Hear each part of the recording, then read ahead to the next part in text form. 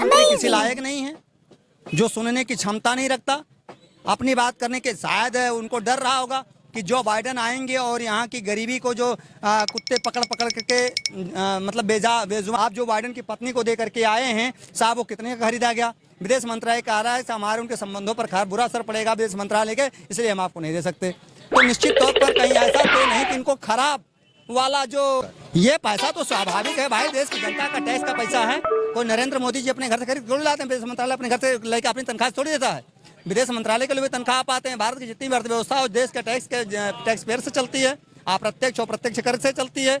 तो निश्चित तौर पर भारत की जनता का इन्होंने बहुत बुरा इतिहास रचा है, बहुत ज़्यादा पैसा खर्च किया है। किसी को गिफ्ट देकर, गिफ्ट देना था तो अपनी सैलरी से देते थे, जितना उनको सैलरी मिलती है उसमें से दे देते। जब कहते हैं मोदी जी का कोई खर्च ही नहीं है, देश के हितों का काम करते हैं, तो उन्होंने अपनी सैलरी से चड्ढी हम नहीं रोजगार देते हैं। वैसे 2 करोड़ क्या 140 करोड़ लोगों को रोजगार देते हैं, वो निचोड़ देते हैं। 10 किलोमीटर का पेमेंट।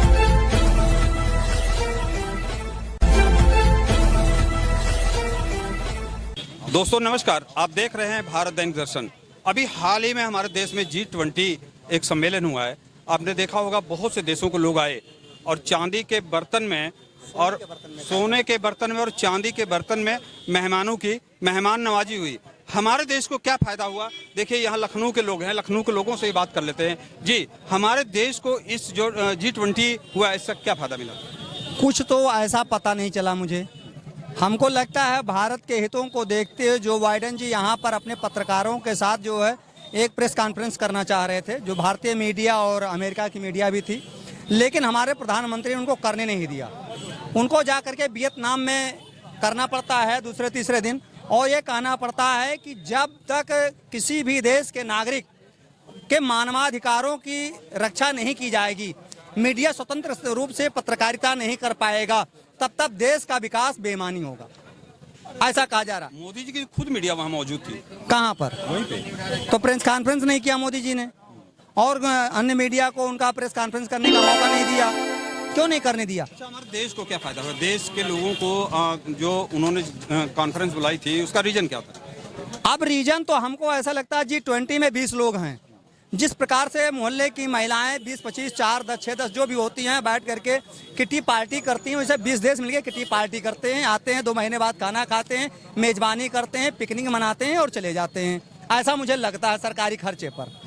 अब हमारे यहाँ 2400-2500 करोड़ 1000 करोड़ खर्च कर दिए गए।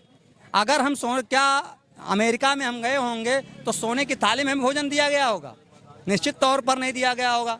ब्राजील में जाएंगे तो चांदी के बर्तन में खाना दिए जाएंगे? स्वाभाविक है, ऐसा नहीं हो सकता है। हमारे देश में सोने के दाम अब पता चला, सोने चांदी के दाम क्यों बढ़ाए जा रहे हैं? क्योंकि सरकार खरीद रही है, खुद ही खरीद रही है। तो 10 रुपए का सोना 5000 में खरीद रही है, तो वो महंगाई गरीब जनता के ऊपर आ रही है। अब शादी है, सहालक है, तमाम चीजें आ रही हैं, तो लोग खरीदते हैं, सोने में इन्वेस्ट करते हैं। तो जब सरकार जिस रेट से खरीदेगी उसी रेट से व्यापारी बेचेगा। तो निश्चित तौर पर जनता को महंगाई की मार मिली है, जनता को बेरोजगारी की मार मिलेगी इससे, जनता को भुखमरी की मार मिलेगी इससे, हमारे यहाँ अशिक्षा की मार मिलेगी। यही सारी चीज़ें, देश के नागरिकों की सुरक्षा कैसे की जाए, उनके रोजगार को विकास कैसे किया जाए, इस पर बात होती है। बाकी और हमको नहीं लगता है कि रोजगार और इन्वेस्टर्स के लिए करते हैं, ऐसा कुछ नहीं है।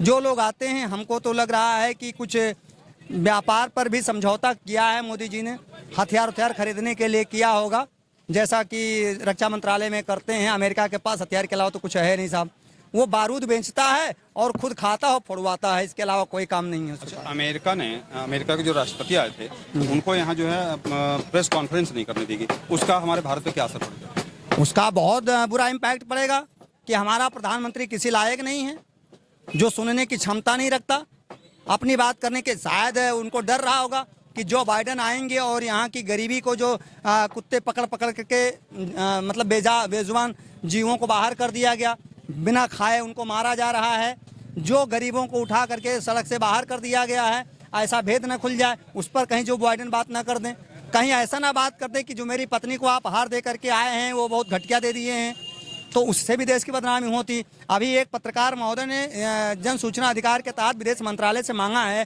कि जो जेवर 9 लाख हार टाइप का जो करोड़ों का हार था आप जो बाइडेन की पत्नी को दे करके आए हैं साहब, वो कितने का खरीदा गया? विदेश मंत्रालय कह रहा है कि हमारे उनके संबंधों पर बुरा असर पड़ेगा विदेश मंत्रालय के, इसलिए हम आपको नहीं दे सकते।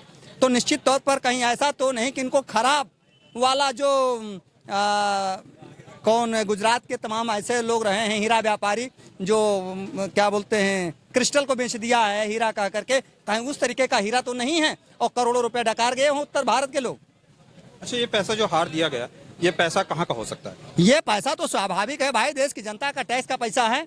कोई नरेंद्र मोदी जी अपने घर से खरीद थोड़ी लाते हैं, विदेश मंत्रालय अपने घर से लेकर अपनी तनख्वाह थोड़ी देता है।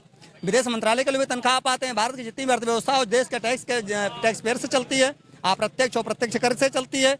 तो निश्चित तौर पर भारत की जनता का इन्होंने बहुत बुरा इतिहास रचा है, बहुत ज़्यादा पैसा खर्च किया है। किसी को गिफ्ट देकर, गिफ्ट देना था तो अपनी सैलरी से देते थे, जितना उनको सैलरी मिलती है उसमें से दे देते। जब कहते हैं मोदी जी का कोई खर्च ही नहीं है, देश के हितों का काम करते हैं, तो उन्होंने अपनी सैलरी से तो नहीं दिया, पीएम केयर्स फंड से तो नहीं दिया। उन्होंने जो भी दिया भारत सरकार के पैसे से दिया, जो कि जनता का पैसा है।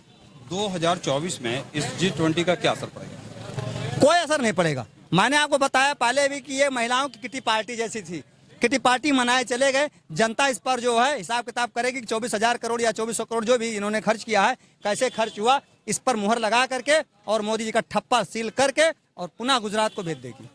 फिलहाल आप लोग विरोध में बोलते हैं, मुझे तो लग रहा है मोदी जी भारत को विश्व गुरु बनाना चाह रहे हैं और आप बोलते हैं उनके विरोध में। क्या बस विश्व गुरु के ऐसे कगार पर खड़ा है आज मोदी जी का विश्व गुरु। जैसे 4 बाग रेलवे स्टेशन के आउटर पे गाड़ियां खड़ी होती हैं ना, ऐसे ही विश्व गुरु के पैर खड़े हैं उसमें। एक तरफ समुद्र है और दूसरी तरफ पीछे भी समुद्र है। अब बस वही समुद्र में पैर डालना है मोदी जी को, जो सीधे गुजरात से प्लेन में बैठा के लेकर चला जाएगा। 2024 में मोदी जी फिर आ रहे हैं कि नहीं आ रहे हैं। क्यों नहीं आ रहे हैं? नहीं आ रहे हैं। देखिए, राम मंदिर दे दिया आपको, हाईवे अच्छी सड़कें दे दी तमाम। देखिए पटना में भी एम्स बताए थे, 26 जनवरी को एम्स दिए हैं, और आप बता रहे हैं जो मोदी जी नहीं आ रहे हैं। कैसे नहीं आ रहे? अरे एम्स इतना गहरे चल गया कि उसमें बाबा रामदेव को ले जा करके जल समाधि ले करके वहाँ कपाल भाती हो रही है। दरभंगा में जो आप बता रहे हैं ना, वही तो कपाल भाती कर रहे हैं और बाबा रामदेव उसके अंदर बैठ करके नीचे, वो दिखाई नहीं दे रहा है एम्स कहीं पर। रही बात सड़क की, तो बताइए उत्तर प्रदेश में या भारत में कौन सी ऐसी सड़क है जो उन्होंने बना दी? जो सड़क पहले थी उसी का चौड़ीकरण कर दिया। 2 करोड़ रोजगार देने का वादा किया था।